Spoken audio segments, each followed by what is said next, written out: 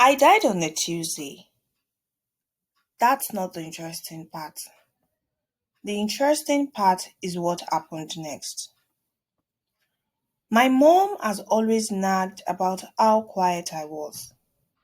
She would always complain about how I hated being in gatherings of people or even interacting with people. You will be a wife and a mother one day. How do you expect to even get a man if you are so buried in books and not interact with humans?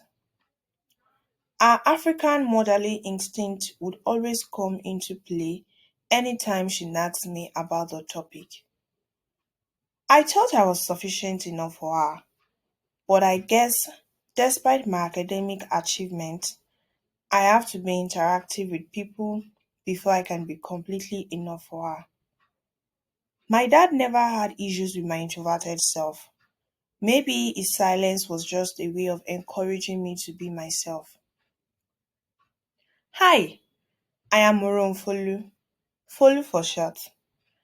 I am smart, intelligent, and introverted. That's enough of an introduction, I guess. I have the best job, and I work at my dream company, live in the best neighborhood, have a fat income, and I was every mother's prayer point except my mom, whom I wasn't enough for. When I finally wanted to move out of the house, it took me a whole lot of work to convince my mom I could live alone without help. I also promised her I would at least interact with my next door neighbor. As much as I hate people in my space, I only gave room to Tina's friendship due to my mom. She was my next door neighbor and we were two different people. She was a talkative and comfortable around people, but I was the opposite. If I were home, she was always in my space, gossiping to me about her crushes at work, the delivery man that brought the wrong order, or her food recipe gone wrong. I had to endure all her personality because my mom wouldn't let me breathe if I ever dared to cut her off. I felt a sharp pain at the back of my head as I opened my eyes, but that was the least of my problems. My alarm was blasting enough to wake up a dead body, a reminder that I was late and I might miss the bus if I didn't hurry up. I thought I already put it off as I entered the bathroom earlier.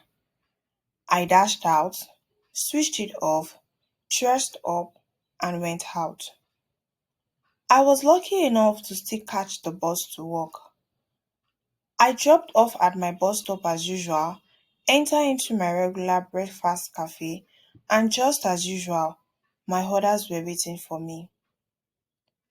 I made a monthly payment for a monthly order to avoid repeating the same words every day. So I informed the management to have my orders waiting for me. All I need to do is pick it up, make sure the waitress ticks it off the list, and off I go. I picked up my chicken sandwich and my iced coffee and nodded to the waitress in charge before dashing out. Talking was a stressful thing for me, and this was my routine every day. I got to my workplace, swiped my employee card, and looked in the direction of the security guard who has never failed to greet me with a smile on his face every day, even though he never got a response. For the first time in months, I smiled at him as I made my way up to my office. I have the same routine every day. I ate my breakfast before setting up my workplace. I rarely interacted with my colleagues, so no one paid me much attention, and I couldn't care less. I have heard them gossip about me countless times, and I never debunked the rumors or weird nicknames given to me. The most prominent of them is the witch, and I laugh at them whenever I remember that nickname. I was very good at my job, regardless of how quiet I was or how I interacted with my colleagues. So, despite that, I earned their respect through my work. I started my work, but for a weird reason, I could feel eyes in my direction. My colleagues kept talking in groups, pointing in my direction, but none was bold enough to walk up to me. Maybe another groundless gossip is out, I thought to myself. I got a few eyes looking at me, but it felt weird. It was more of pity and sadness than the excitement that came with gossip. But like I said, I couldn't care less. I rarely go for lunch breaks, and today wasn't an exception. I buried myself in work and I didn't leave my seat except for two toilet breaks. It wasn't until the office alarm clock rang to remind us of the close of the day that I finally stopped. I grabbed my bag, closed down the laptop, and strolled out.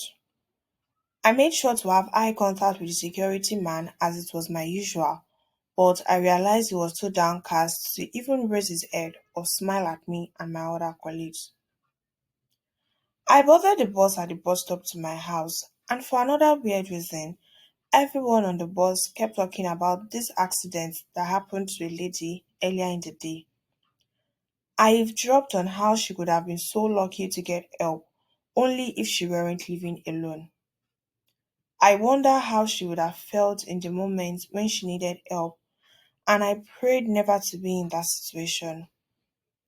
I said a prayer for her soul and focused my attention back to my music. Today felt weird, but it was more weird when I realized the police were at my front door. My next door neighbor was wailing bitterly, even though her fiance seemed to console her. The police car, the ambulance, and the stop ribbon were all enough to tell me something bad had happened. I walked towards Tina and asked her what was wrong. She didn't respond. Instead, she kept wailing bitterly. I turned to Fred, but I got the same response. The answer to my question came to me when my body was wheeled out of the house. I couldn't believe what was happening because I was right here in flesh and blood. My mom followed my body, wailing on top of her voice as my dad tried to console her. My siblings were also there, wiping the tears off their faces at intervals. It was at that moment I had the memory rush. I woke up that morning and went downstairs for a glass of water before going to the bathroom for a bath. I remember feeling unconscious and dizzy a few minutes into the shower, and then everything went black. I had slept, hit my head, had internal bleeding, and passed out, but my soul had left my body, dressed up, and did my daily routine. The highs, downcast looks, and gossip were all about me. I hope you don't have an emergency that requires you need help and you are discovered late. Má kò bá mi follow. My mom's voice rang in my ears as I realized that worst fear had come into play. I died without realizing I was dead, and I was the last person to know of my death.